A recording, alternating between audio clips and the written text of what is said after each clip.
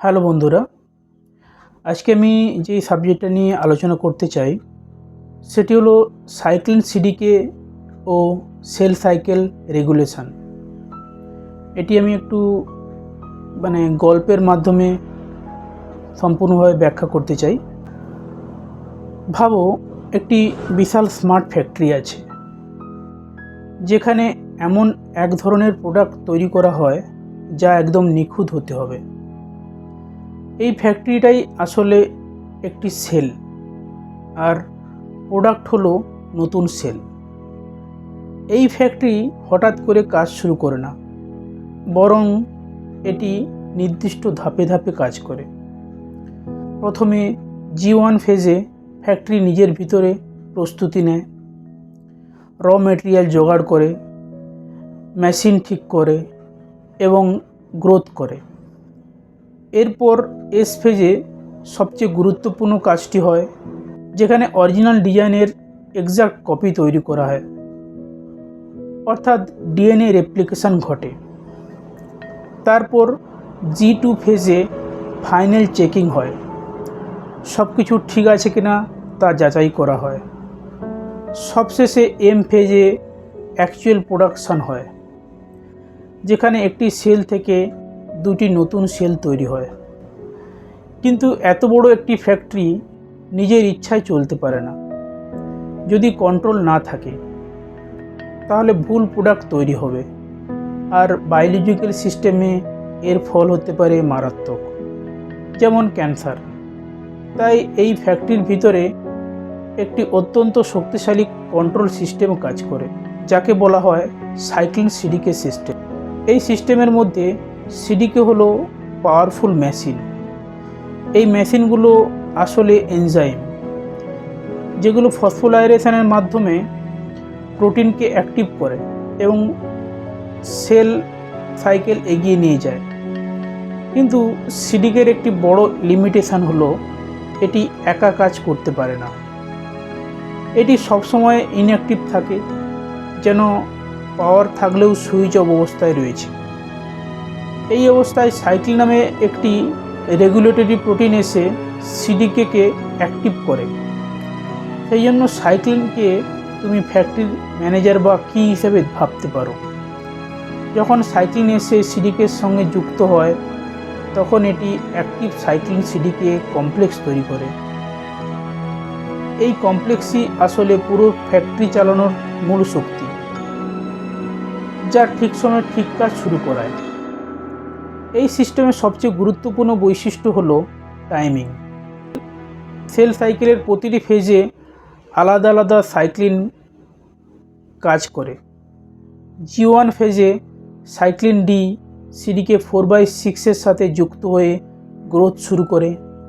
এরপর সাইক্লিন ই সিডিকে 2 এর সাথে যুক্ত হয়ে সেলকে এস ফেজে প্রবেশ করতে সাহায্য করে, যেখানে ডিএনএ রেপ্লিকেশন শুরু হয়। আর এস ফেজ চলাকালীন সাইক্লিন এ সিডিকে 2 এর সাথে কাজ করে ডিএনএ রেপ্লিকেশন সম্পূর্ণ করে। এরপর সাইক্লিন বি সিডিকে 1 এর সাথে যুক্ত হয়ে এম ফেজ শুরু করে, যেখানে ক্রোমোজোমগুলো আলাদা হয়ে দুটি নতুন সেল তৈরি হয়। তবে এই পুরো প্রসেসে শুধুমাত্র প্রোডাকশান নয়, সেফটিও ইকুয়ালি গুরুত্বপূর্ণ। তাই ফ্যাক্টরিতে কিছু চেক পয়েন্ট বা সিকিউরিটি গেট থাকে। G1 চেক পয়েন্টে দেখা হয় ডিএনএ ঠিক আছে কিনা এবং সেল যথেষ্ট প্রস্তুত কিনা। G2 চেক পয়েন্ট নিশ্চিত করে ডিএনএ রেপ্লিকেশন ঠিকভাবে হয়েছে কিনা। আর এম চেক পয়েন্ট দেখে ক্রোমোজোমগুলো সঠিকভাবে অ্যালাইন হয়েছে কিনা। কিন্তু যদি কোনো সমস্যা ধরা পড়ে, তাহলে প্রোডাকশন সাথে সাথে বন্ধ হয়ে যায়। এই পুরো সিস্টেমের মধ্যে সবচেয়ে গুরুত্বপূর্ণ চরিত্র হলো P53, যাকে গার্ডিয়ান অফ জিনোম বলা হয়। এটি ফ্যাক্টরির চিফ সিকিউরিটি অফিসারের মতন কাজ করে। যখন ডিএনএ ড্যামেজ ডিটেক্ট হয়, P53 পুরো প্রসেস থামিয়ে দেয় এবং রিপেয়ার করার সুযোগ দেয়। যদি রিপেয়ার সম্ভব না হয়, তাহলে P53 অটোপসিস ট্রিগার করে। অর্থাৎ ড্যামেজ সেলটিকে ধ্বংস করে দেয়, যাতে ভুল জেনেটিক ইনফরমেশন ছড়িয়ে না পড়ে।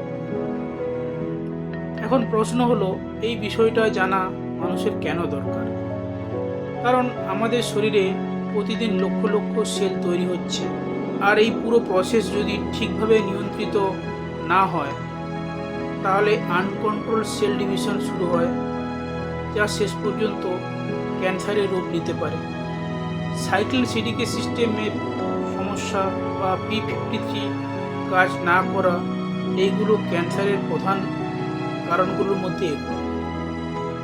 অর্থাৎ আধুনিক চিকিৎসা বিজ্ঞানে এই জ্ঞান অত্যন্ত গুরুত্বপূর্ণ। অনেক ক্যান্সারের ওষুধ তৈরি করা হয়েছে যেগুলো সিডিকে টার্গেট করে এবং আনকন্ট্রোল সেল ডিভিশন বন্ধ করতে সাহায্য করে। এছাড়া biotechnology, genetics, stem cell research সব ক্ষেত্রেই সেল সাইকেল রেগুলেশন একটি ফান্ডামেন্টাল কনসেপ্ট। সব কিছু একসাথে দেখলে বোঝা যায় সাইক্লিন সিডিকি সিস্টেম শুধু একটি বায়োলজিক্যাল থিওরি নয়, বরং এটি আমাদের শরীরের ভেতরে চলা একটি ইন্টেলিজেন্ট কন্ট্রোল মেকানিজম, যা লাইফ সাস্টেন করতে সাহায্য করে এবং ডিজিজ প্রিভেন্ট করতে গুরুত্বপূর্ণ ভূমিকা রাখে।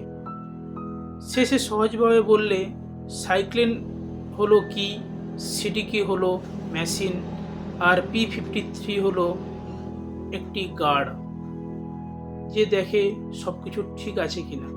এই তিনটি মিলে ঠিক করে সেল ডিভিশন সঠিকভাবে হবে নাকি বন্ধ হয়ে যাবে। ফাইনাল কনসেপ্ট হলো সাইক্লিন অ্যাক্টিভ সিডিকে।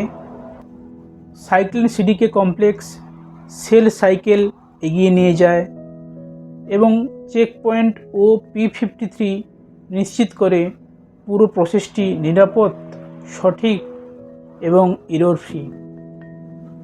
তো এখানে আমি ভিডিওটি শেষ করছি। ভিডিওটি কেমন লাগলো জানাবেন।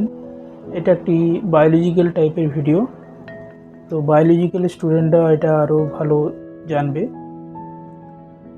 তো ভিডিওটি ভালো লাগলে যে লাইক, সাবস্ক্রাইব এবং ভিডিওটি শেয়ার করবেন